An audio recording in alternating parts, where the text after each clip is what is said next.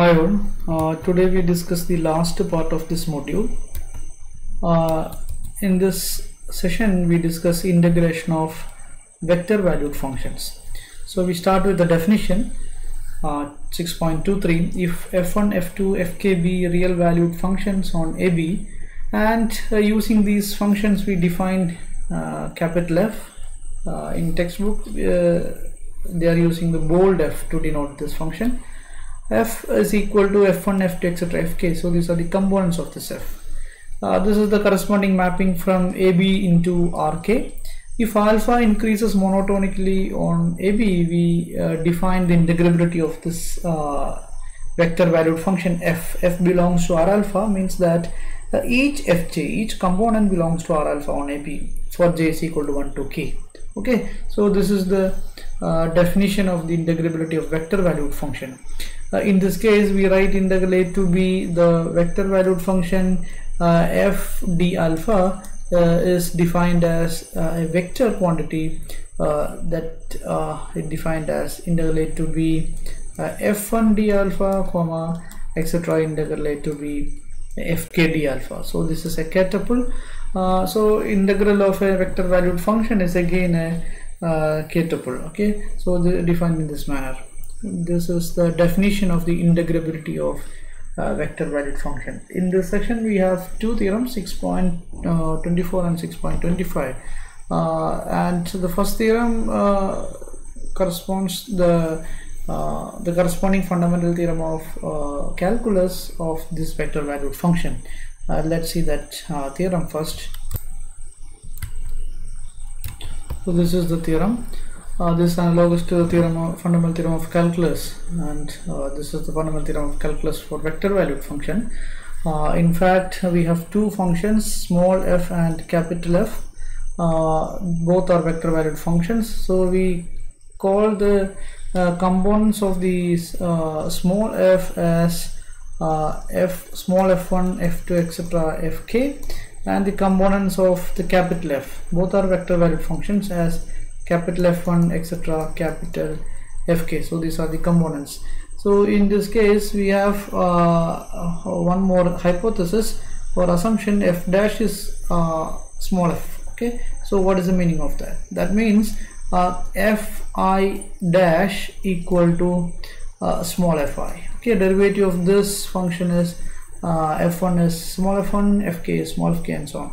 So in that manner we can write it as f dash is equal to small f means this is capital F1 dash etc. capital fk dash. This is the definition of the derivative of vector valued function, and this is nothing but we are given that these are the components of small f. Okay, now we directly prove this theorem using the fundamental theorem of calculus for real valued function defined on AB.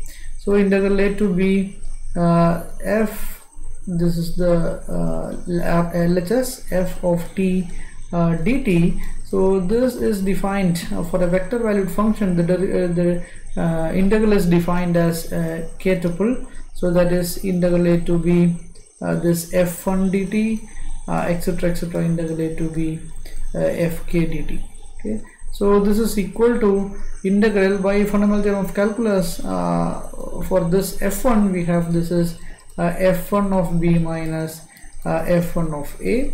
Similarly etc, this the last term will be fk of b minus fk of a. Okay, now you can split this as the vectors f1 of b etc fk of b first minus the k-tuple f1 of a comma etc f1 of fk of a. Okay, now this constitute the first k-tuple constitute f of b, and the second will be f of a. Okay, so this proves the fundamental theorem of calculus for vector valued function. Okay, now we will discuss theorem 6.25. so that is the final theorem of this module. This is theorem 6.25. In this theorem I will prove the integral is always less than or equal to modulus of integral is always less than or equal to integral of the modulus. So that is all. We already proved the case when Rk, or if k is equal to 1, that is the Riemann-Stieltjes integral for a real valued function. So the same theorem, the analogous theorem, will be proved in this session. If this f is a vector valued function, if f is Riemann-Stieltjes integrable for some monotonically function alpha, then we can prove that this mode f belongs to R alpha, and moreover this integral satisfies this inequality. Modulus of the integral is always less than or equal to integral of the modulus. To prove this theorem, we need to observe a reference, this Schwarz inequality. These are two vectors in Rk, then a dot b is less than or equal to mod a into mod b. You can easily prove this. So I am not going to prove this in this session. Just remember this modulus a dot b. The dot b is in fact sigma k equal to 1, I equal to 1, j equal to 1 to k, aj bj less than or equal to this product modulus of a into modulus of b. So we prove this theorem by proving this mode f belongs to R alpha.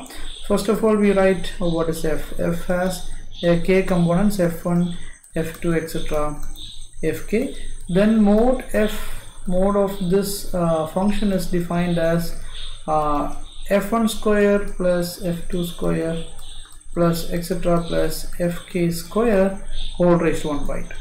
Okay, so this is always Riemann integral because we are given that this belongs to R. Okay, R alpha. So this implies that each fj belongs to R alpha. That implies each fj square also belongs to R alpha. Then sum of these squares will be belongs to R alpha, and we know that this if we define phi is a function phi of x equal to root x, then we know that this phi is continuous on every interval like 0m to r. So this is a continuous function. Then composition of this, we know that this f1 square, f2 square plus etc. fk square, this sum is Riemann-Stieltjes integral. So if we put this quantity as small f, then phi composition small f is also belongs to R alpha. That implies root of this f. Root of this f belongs to R alpha. Consequently, this mode f belongs to R alpha. Okay, so this proves the integrability of this modulus of this vector value function. Now we will establish the inequality. Modulus of integral is less than or equal to integral of modulus. So for that we observe integral a to b. What is this f d alpha? So this is defined to be the k components. Integral a to b f1 d alpha, comma etc. Integral a to b fk d alpha.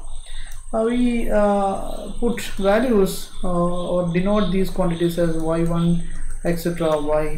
yk, and that constitute the vector y. So we substitute the vector y is this one, integral a to b f d alpha, then this y is equal to y1 y2 etc.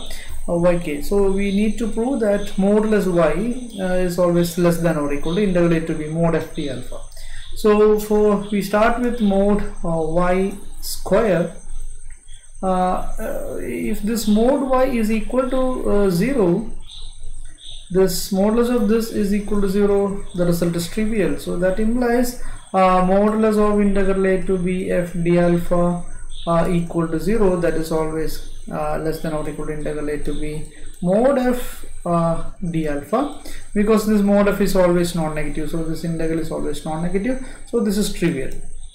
Okay, so we prove this theorem if mod y is not equal to 0. In that case we start with mod y square. Mod y square is mod y into mod y. Okay, what is mod y here? We start with since this modulus of this y is not equal to 0, we start with this modulus of y square. So that will be this one, but we know that this is summation j equal to 1 to k yj square. So this is the modulus of y, that is mod y into mod y or modulus of y square. So this can be written as summation j equal to 1 to k yj square can be written as yj times yj. Okay, and one of these yj's can be replaced by the corresponding integral part. So that will be summation j is equal to 1 to k. We write one yj as it is, and the next will be replaced as integral a to b fj d alpha. Okay, so this is the definition of this yj here. Now we can interchange the sum and integral, because the sum contains only finite number of terms. So this will be integral a to b summation j equal to 1 to k, this yj fj. Okay, so this is the case. Now we apply Schwarz inequality here. So this is like integral summation aj bj less than or equal to mod a mod b, and now we replace this less than or equal to integral a to b. This can be replaced by mod y. This whole quantity is replaced. This is d alpha here. The whole quantity is replaced by mod y times this mod f. This mod f d alpha. Okay, now you can write it as mod y times integral a to b mod f d alpha. Okay, now we have the inequality mod y square is less than or equal to mod y times this. Okay, now you cancel one of these mod y from both sides, because mod y is supposed to be non-zero, so that mod y will give mod y is less than or equal to integral a to b mod f d alpha. Okay, but we know that what is y? Y is denoted as this integral a to b f d alpha. Now we have integral a to b mod y is modulus of integral a to b f d alpha is less than or equal to integral a to b mod f d alpha. Okay, so this proves the analogous theorem here. So with this we can conclude this module, second module. In the next class onwards we will discuss module 3. So that consists of the uniform convergence of sequence of functions. So there are some relation between uniform convergence and continuity, uniform convergence and differentiation, and so on. So in the next class onwards we will discuss module 3. Thank you.